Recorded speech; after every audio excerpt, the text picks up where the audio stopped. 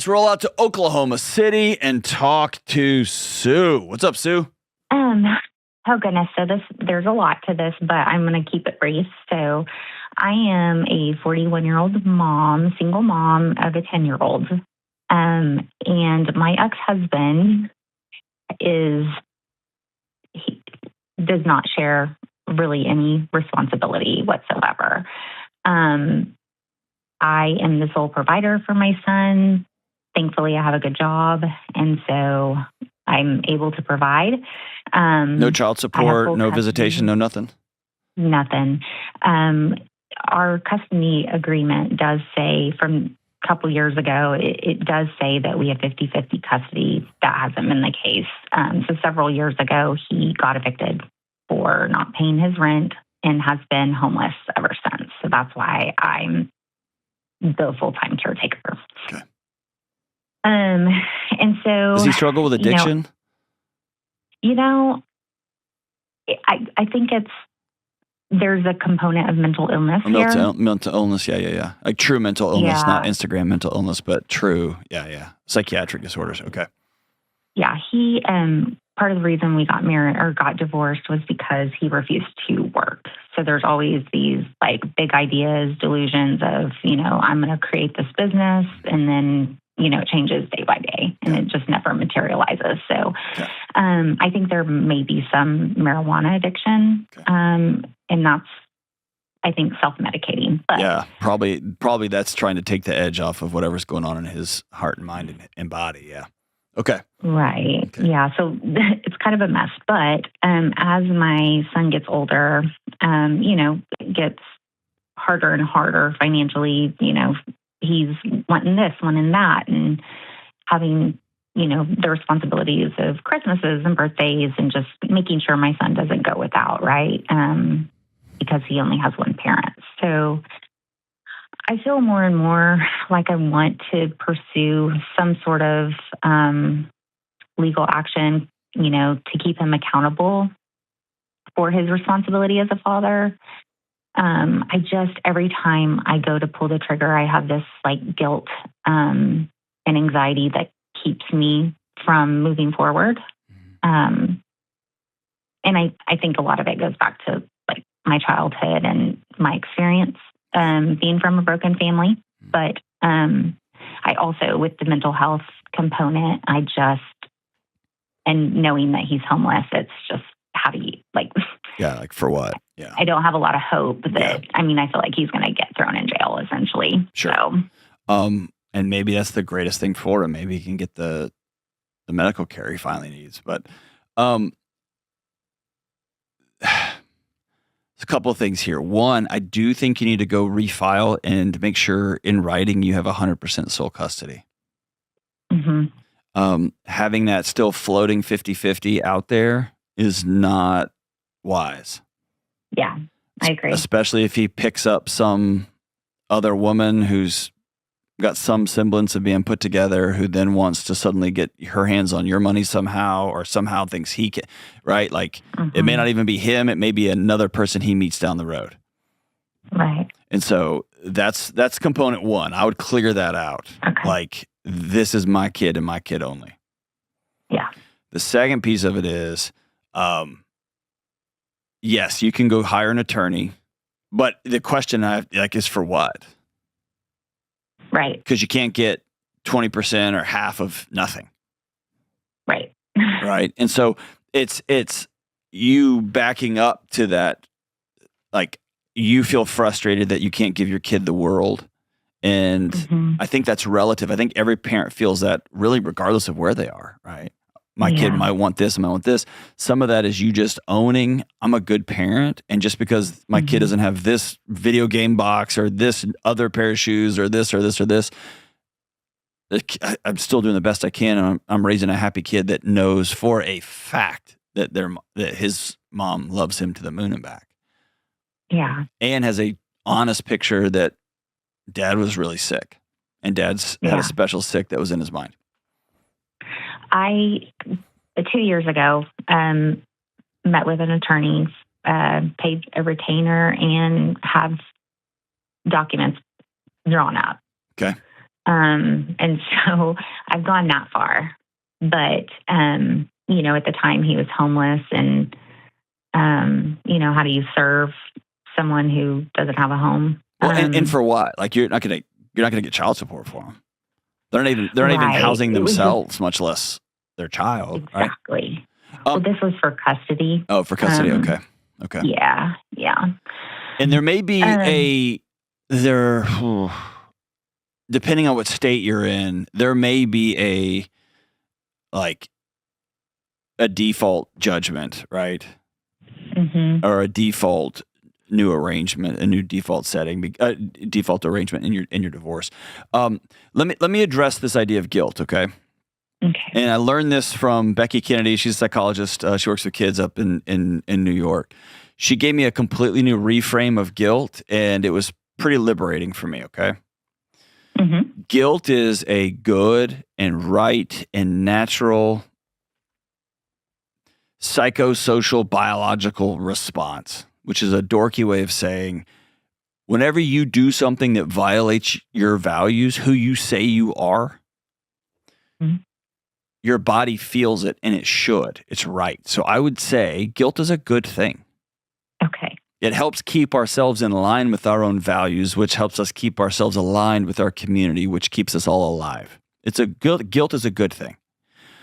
And so whenever you feel guilty about having to hold somebody accountable or guilty because of the way somebody else is responding, always go back and ask yourself, do I believe that parents should be responsible for their kids? Yes.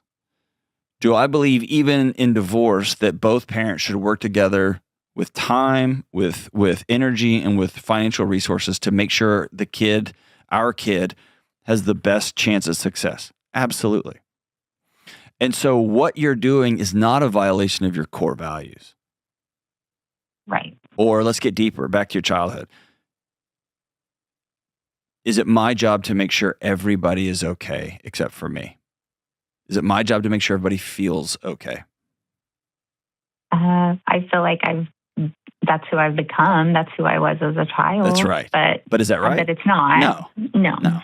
And so what we're trying to do is we're trying to pick somebody else's feelings out of their chest and hold them as close to our own as though they were ours. Right. And we're trying to manage somebody else's bad feelings.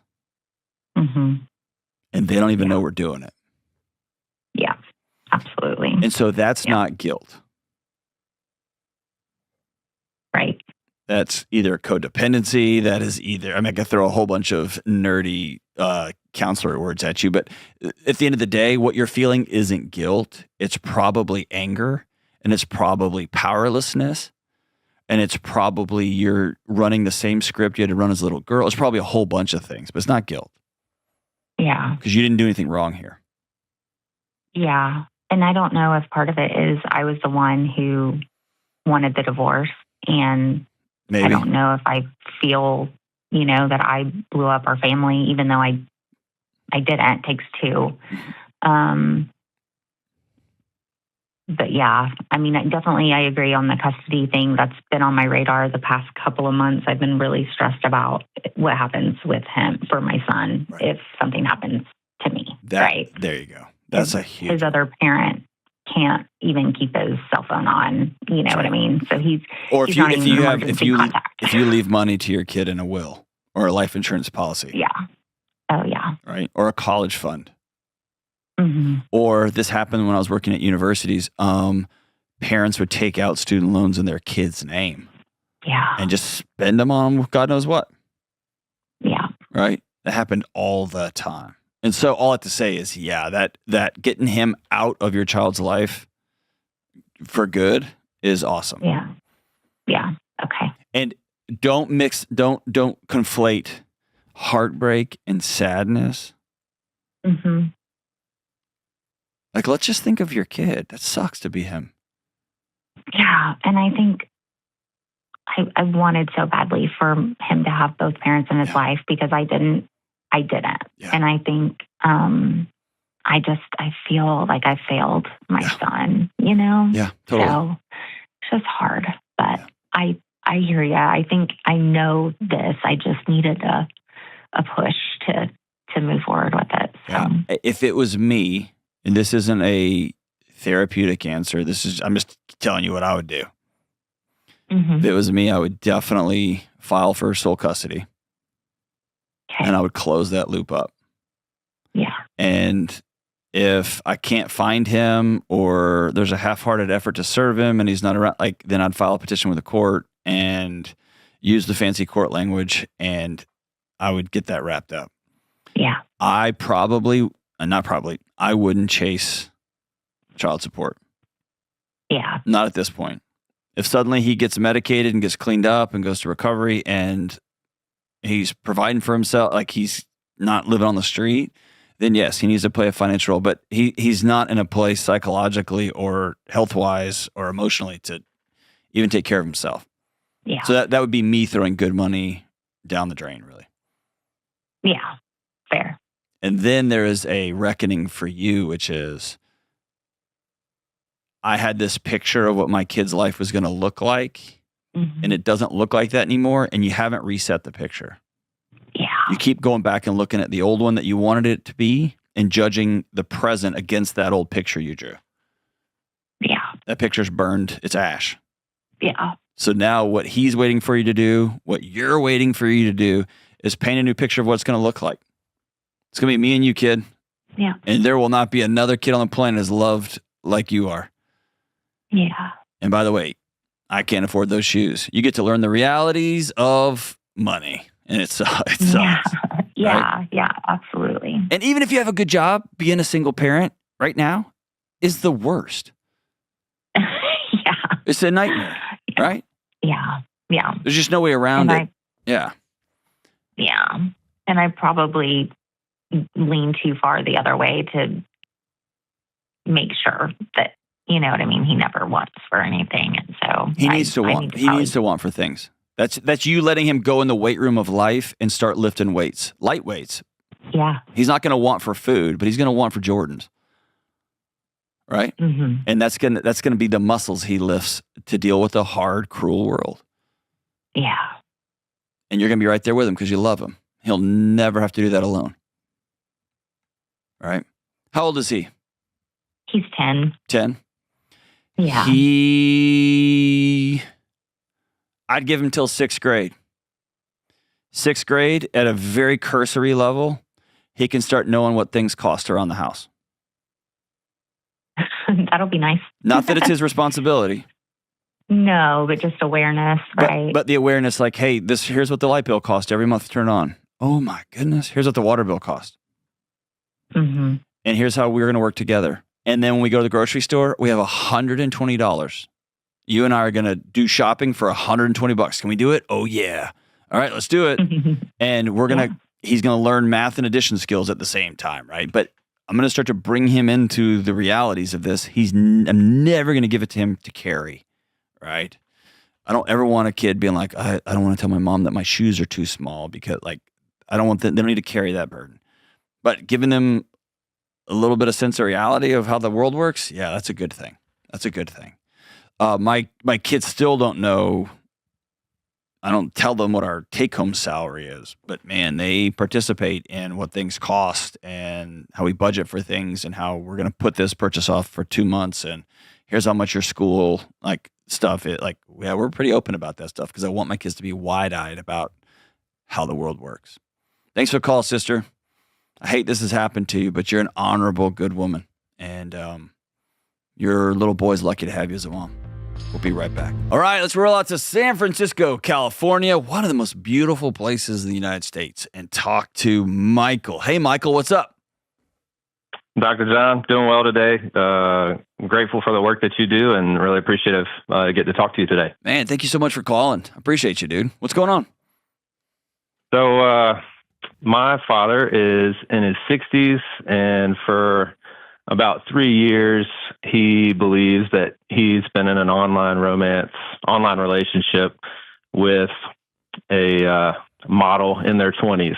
And oh no, trying bro, this is happening him. all over the country. Yeah, it's rough. How much is he in financially? He won't disclose that. I guarantee you it's a lot. Yeah. 3 years is a long time for them to hang on. That means they're getting paid handsomely. Yeah. Oh my gosh, dude, I'm so sorry. I appreciate it. Never met this person, obviously, face to face? No, not at all. Yeah, he divorced my mother after 43 years over it, over this new relationship that he thinks he has. And he got divorced over oh, wow. Yeah. Okay. So now there's a super sunk cost fallacy. Now this thing has to work because he blew his whole life up for it too. Yeah. This isn't just like a lonely 70-year-old whose heartstrings are getting tugged. This is a guy who blew his whole life to smithereens for something. So this has to be right. Yeah. And getting him to talk about it is pulling teeth. I mean, for the first year, he wouldn't talk about it. I knew that something was going on, and he just would say, "Hey, I'm not ready to talk about that yet." I established with him, "Hey, I'm not, I don't want to speak to you until you're ready to be honest and talk about things with me." Finally got him to talk about it last year, and I approached it with curiosity, let him tell me all about this relationship. And afterwards I said, "Dad, I think that you're being scammed out of your money. I don't think that this person is real," and tried to walk through that with him. And he said, "Well, let me think about that." And then every time after that, I tried to broach the subject. He just, put a barrier up and said, "No, I'm not willing to talk about this with you anymore." He blocked my number, cut me off on social media, that type of stuff. Okay. And so, my older sister lives in the same area as he, and we're both aligned on what's going on, but it's just incredibly hard. And Yeah. I've been talking to my therapist for over a year about this, and I recognize like how much I can't control around this situation. Yeah. But it's still hard every single day, feeling like someone should be able to save this situation, should be able to rescue this, person or whatever. So y'all are not in contact at all with each other anymore? He's cut you off? We have been in contact over the last couple of months. Okay. Primarily just because I'm willing to not talk about the subject anymore. Sure, okay. Right. So, what is, this can sound like a strange question. What's his financial position? Is he well off, or is he going to be homeless at the end of this deal? Yeah, he's not well off. Okay. Yeah. Like my family, my folks are public school teachers. Okay. So, that's what it is. So I don't have a great answer for you. Your therapist has given you a great therapy answer. You can control what you can control, Yeah. right? And it's hard. Like that's the reality. And it's hard when you're watching a slow moving train wreck and you know how this ends. It ends with him either in a homeless shelter or living with you. Right. Or maybe your sister, right? That's how this ends. You know that. You know that how the story wraps up. And not only that, it will be a shamed shell of the man you used to know as your dad. Yeah. Right? So you can see that coming. So I get the control what you can control. That's the right therapeutic answer. I get it. And I'm going to tell you what I would do in my life. Okay? This is one of those moments I would get on an airplane with the statistics that show the billions of dollars that these online scam romances are causing, and I would put it in front of him and say, "I know you're a smart man, and I also know you're heartbroken, and I'm watching my dad go away." And here's why I would do that. I would need to look myself in the mirror and know I went and climbed into the ring and took the biggest swing I could. We're not talking over social media. We're not talking over phone. We're not talking over text. I flew to your house and sat in your living room because I love you that much. Almost think of it like an addiction intervention. Exactly. I'm willing to burn our relationship to the ground in order to save your life. Yeah. I have felt that way. The first time I got him to talk to me about it, I felt that way. I felt like this is it, like it felt like very much like an intervention. And I I absolutely agree with you. That's how I feel every single day. So if and you may even know 99.99% chance he's going to tell you to get out of my house. But here's the question I always ask myself in these basically winless situations. What kind of man do I want to show up as in this moment? Right? Yesterday, I was driving home from the office, and I was weaving through a neighborhood, and there's just a kind of a janky turn, and I was driving my truck through there. I had a green light. Well, this older guy who was driving, who I instantly made up a million stories about him, he wasn't paying attention, and he laid on the horn on me, and I just had a rough day yesterday. And dude, I was like old John, like back in my 20s. I almost came unglued. And it was this weird, like I started to slow down, like I'm going to back my car. Like it was like old school John. And it was that quick question, who are you going to be right now? And you grip the wheel a little tighter, then you let go and you just drive on home. And so like the question I would ask you is the story that you tell yourself about the man you are, is that a guy that would go down swinging for those he loves? Probably yes. Or you wouldn't be calling me, right? Yeah. And so what can I do in that moment? I'm going to walk and knock on your door and say, I love you enough to say, I'm scared for you. And if he says, get out, I don't love you, say, okay, when this thing falls apart, me and sister have already talked. You can live with one. I mean, go ahead and tell him, we already know the plan. And that maybe that will be I'm going to end up living in my son's basement because I'll have nowhere to go. But at the end of the day, the truth about what your therapist told you is right. Yeah.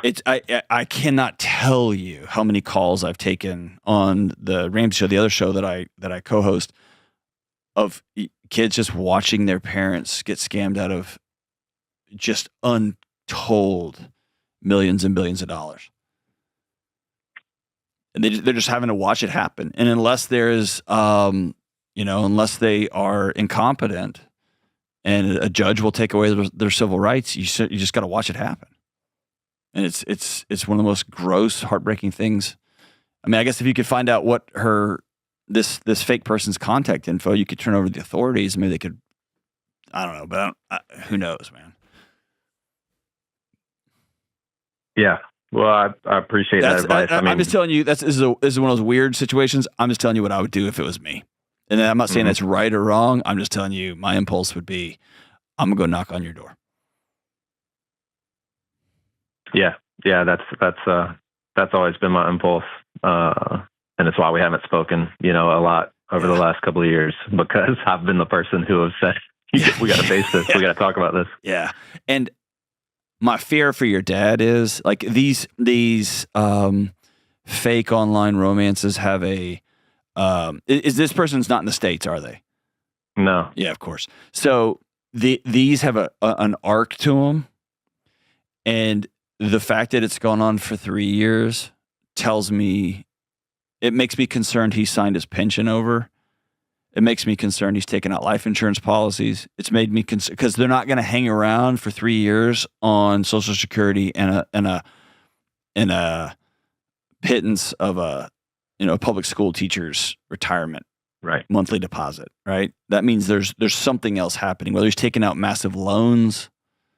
I've heard of second mortgages. I've heard of anything you can imagine. I've heard of people cashing things out and taking in extreme amounts of debt in order to fund these heartbreaking scam romances.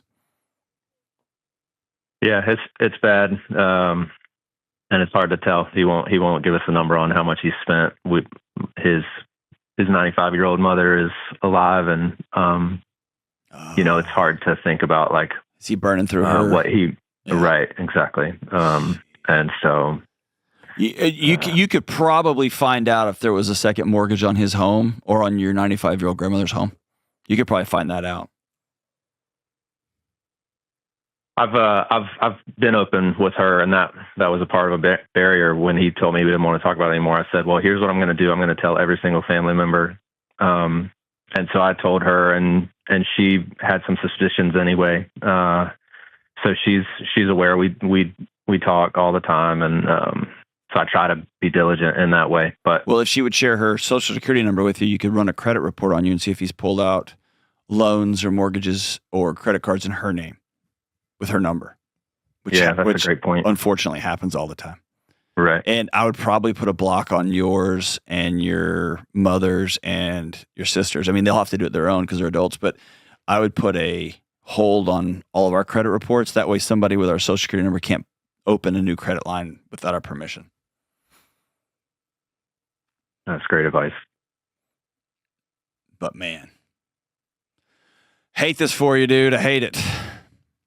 Thank you. Thanks for having the courage to call, man. This is happening everywhere, all over the country, and aging parents are just getting sucked down the rabbit hole of AI and scams and internet conspiracy. It's just heartbreaking to watch, and there's not a lot anybody could do. It's a powerless feeling. Yeah, it's heartbreaking. Yeah. But hey, I would say this, your old man's really fortunate to have a son who loves him like you do, and a son who's become a strong, good man on his own. I'm proud of you, dude. Thank you. It's a good move. So, man, I hope anything I said it helps in any way. But if that was my dad, that's where I would be. And I wish you guys the best. Thanks for the call, my brother. We come back. A woman asks how to hold her ex accountable and still do what's best for her son. We'll be right back. Hi, Dr. John. Thanks so much for taking my call. You got it. What's going on? Yeah, so I had a question. I've been listening to you for years, but my question today is my fiance and I have a big mismatch in libido. It's been going on for a few years now, and I'm kind of at a point where I'm wondering, is this just incompatibility, or is it something we can work through, or do I need to, take the next right step, as you like to say? Which would be what? Exiting the relationship. Okay. Are you there?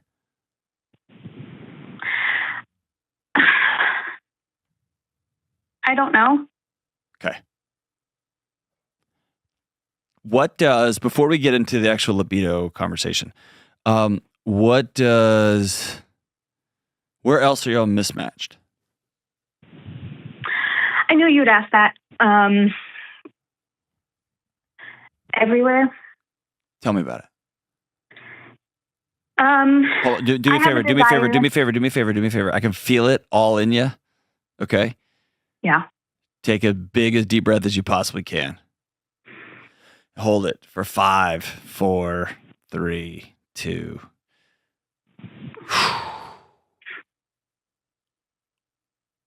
We're good. Okay. Yes. All right. Okay. So tell me about it. Were y'all sideways? What we want our future to look like, honestly. Values around religion. I'd love to have a family. He's tried to get there, but he's not. He's older than me. He's 48. I'm 36. Time's ticking for me. And I think those are, the biggest ones. Obviously, I've listened to you guys for years. Money, we're pretty aligned, but I think just how we want our future to look, I'd like to find meaning and fulfillment. And I know necessarily that doesn't need to mean I need to be a mom to do that. And I can find that in other ways, but I don't feel that he and I are building anything together. There it is right there. How long have you been together? 4.5 years, but we've known each other for 11 years. For how many years have you been pouring money in a sunk cost fallacy? I would say 2.5 years that I'm willing to admit. Okay. So where you happen to be right now has nothing to do with sex. And you knew that before you called. Yeah. I think I've been trying to convince myself that if we could at least get on the same page with that, I could feel like I'm not so alone. Yeah. Which if you pan back, how I heard you say that is, if I can find a way to squash part of myself yet again, then I won't be alone. Yeah. And I think you're worth more than that. Because there's a difference. Building something together requires both people to put in both hands, right? And there's compromise, there's negotiation, there's I love you, so yeah, I'm not super into this movie, or I wasn't super feeling like having sex tonight, but I'm every time you're safe, and every time I do it, I'm never sad that I did it. So yeah, let's do it. Like you negotiate those things over the course of a marriage. But one of you doesn't squash themselves in order to feel like I've got value enough to sit at the table.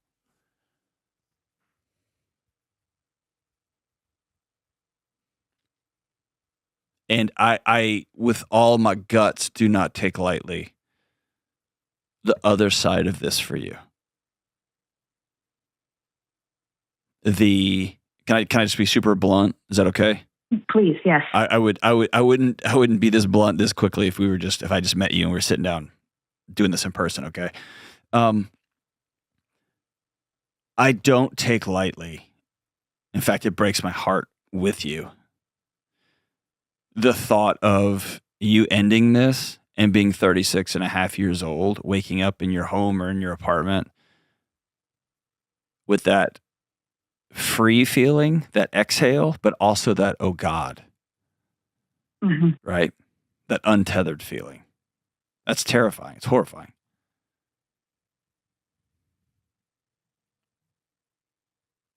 Yeah. And, I've been married once before. I know I'm going to be just fine. I'm not necessarily worried about that piece. Okay. If I'm like real with myself, I think it's more, I saw a life with him and, I've poured a lot of myself into this relationship and to try to make it work. And should I just accept a new reality and find happiness with what I have versus letting it all go to try to find this thing that I think might make me happy or might be fulfilled, and perhaps it's not even something that I'm ever going to find, if that makes sense. Yeah, there's a scarcity piece of that's always looming, right? Right. Should I stay in this crappy job that's killing me slowly, that I have to be a totally different person just to walk in the door, right? We all have to wear a uniform to work, and we all have to do those kind of things, but this job's killing me, but there may never be another job ever, right? So I get the thought process there. It's almost never reality, but I get that sentiment, right?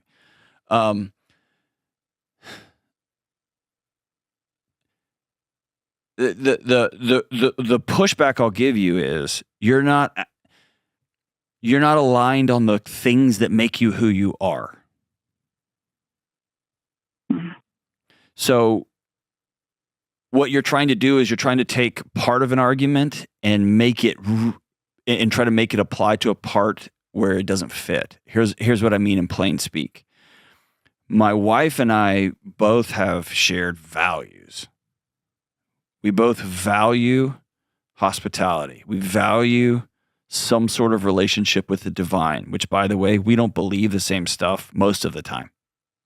We value not owing anybody any money, which means we value freedom. We value curiosity and artistic expression.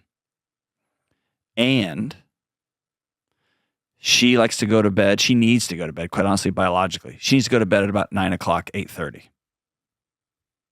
That's right when I like to wake up from a nap and spend the next 6 hours running around town. And so, because I'm anchored into somebody that we both wanted kids. We both wanted a bunch of kids. We both wanted a family. We had those same anchor points. And so a lot of nights I don't go out. I stay at home.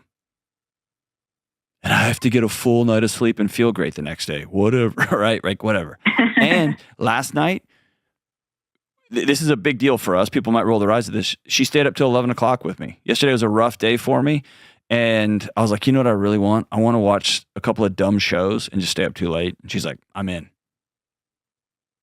And so when it comes to, should I just give up this part of my life or for that part of my life?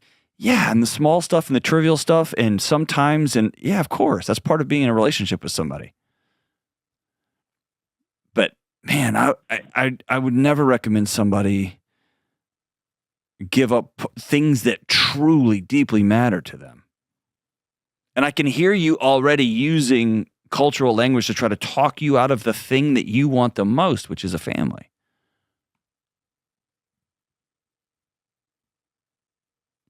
Yeah. Freya India, she's a writer. She works with Jonathan Haidt and his team. She's a really brilliant thinker. She comes at things in a different way, but she wrote an essay a few months ago that just stopped me in my tracks. And essentially she was talking about our culture has said the only thing you can be committed to is yourself. And if you are committed to having a family, if you're committed to a partner, if you're committed to a job, people call you stupid. The only thing you should be committed to is having multiple options. The only thing you should be committed to is, you get what I'm saying? So I want you to anchor into this, be willing to risk the grief of it not happening to say, I really want a family. I want to be a mom. And I want a ride or die husband who's a great husband too. And if you say it out loud and you etch it into stone, then there's a risk on the other side of it. It doesn't come true. And I'm going to be engulfed in grief there. But I don't want to hedge that future might not happen by just slowly suffocating my way along the way in the present. You get what I'm saying? Yes. So you sound like you're pretty thoughtful and you're pretty smart. In fact, you sound real smart. I play smart on the internets, but I can always tell when somebody's smarter than me, and you are. What has trapped you here? Because let me put it this way: you sound like somebody who makes very confident decisions in your day in and day out life, and almost you're as perplexed by your decision in this situation as I am. Does that ring true or no? Yes. Okay. 100%. Okay. I think part of it is my mid-20s when I met him. We used to work together. I was madly in love with him. He was, in his late 30s at that time. He wanted nothing to do with me as far as relationally. But we did have a hookup relationship that went on for about 2 years. And then when I turned 20, I realized he wasn't going to give me what I wanted, and I ended it. And then that's when I found my first husband and got married, and that ended very quickly. And I think it's the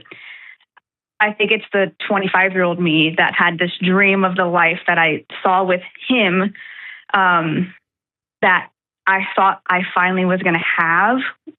And I don't know, I think I'm still holding on that part of me saying, you're the one who really wanted this with him.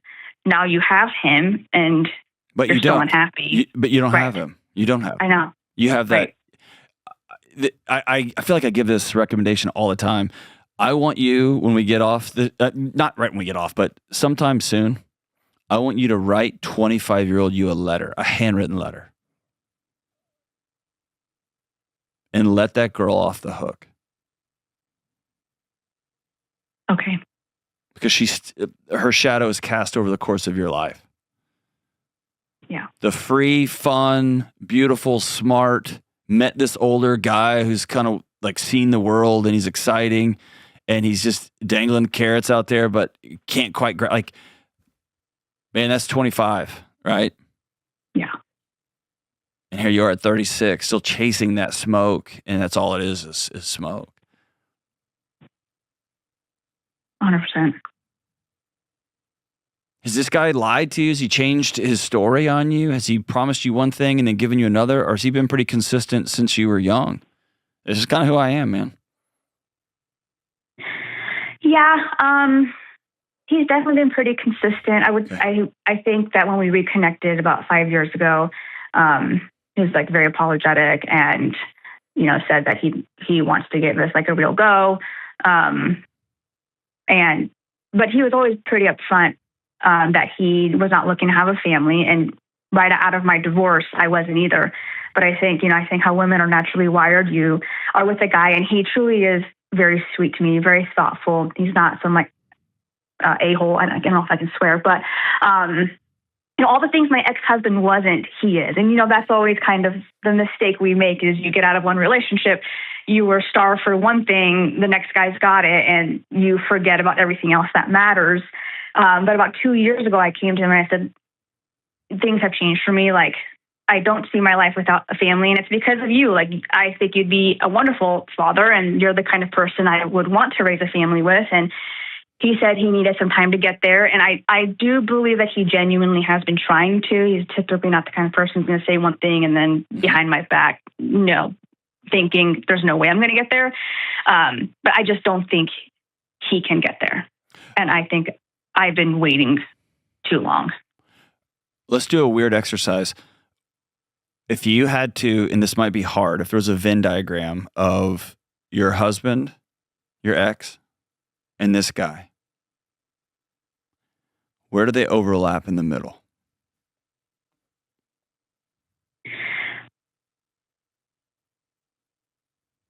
Very much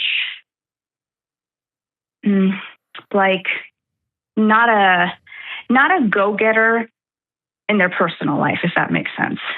Like at work, he's incredibly successful. Your ex was too? My ex at work was honestly the same at work as outside of work, not a go-getter. Okay. I was always the one driving everything. Like, we need to get out of debt. We need to do this. I want a family. Like, it was always me. And I do see that with him too, is if I'm not the one bringing things up, if I'm not the one pushing for things, he's very happy to just go to work, come home, watch World Cup, scroll X, golf, and do that every day. Okay, so is it that you strangely married or strangely dating the exact same guy, just with different clothes in a different world? Yes. Okay. That light bulb should resonate deeply with you.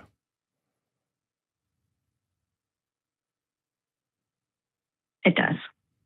And I know that sucks. Yeah. And the only, I feel like the only thing useful I could tell you right now is the temptation will be to look back on the last 5 years and say you wasted them. I don't think you did. If at 36 your eyes are opened and you can see the world as it truly is, like you unplug yourself from the matrix and you're like, oh, this is a person that I'm drawn to. Maybe it's how my dad was, maybe it's how my mom was, maybe it's the natural iteration of the energy I bring to a relationship. I can see now. And I can also see that this is not what I want moving forward. So I'm going to have to practice relationship in a different way. And that's it might feel uncomfortable at first. It might even feel not attractive at first, but there's something else I'm looking for, which is X, Y, or Z. If you can look back at 36 and say, my eyes are open. I wish 25-year-old me had got it, but not many of us were thinking with our heads straight when we were 25, right? Right. I can't tell you what to do next. I can tell you I think you're worth living a whole life where somebody's aligned with you in their values and they are putting as much of themselves on the table as you are. Yeah. I think you're worth that. Thank you. And strangely, I think he's worth that too. I think he's been pretty clear. Yes. And that sounds like it stinks for both of you. Indeed. And also, I think part of being in a relationship, especially long term, is sometimes people's values change. And part of the relationship is navigating those changes together. I think culture would say then it's just over, right? It's run its course, or whatever stupid line we get from Hollywood. But I think part of changing together is, hey, I initially didn't want kids. I was fully aligned with you. And over the last 2 years, like the way you said that was so poetic. It was beautiful. Watching you makes me want to change my life with you. Like you having the courage to say that in that way, it's amazing. And part of being in a marriage is being like, okay, the person I'm with is now different. I got to get to know them. I got to get to know myself. I got to reimagine our world together. But the whole thing is we're doing this thing together. Mm-hmm. And yeah, and I think I've just felt very alone for a long time. Yeah. Probably for a long, long, long time. Mm-hmm. Not just 2.5 years, probably for a long, long time, right? Yes. Yeah. You're worth not being alone anymore. Thanks, Dr. John. Thanks for the call. I wish I had some, I wish I could then throw fireworks or confetti or something. This is one of those hard truth calls. Thanks for being honest and for being brave. Appreciate you calling. I think your bravery is going to help a lot of people because I hear this, I have this conversation behind closed doors a lot. Thank you so much for the call.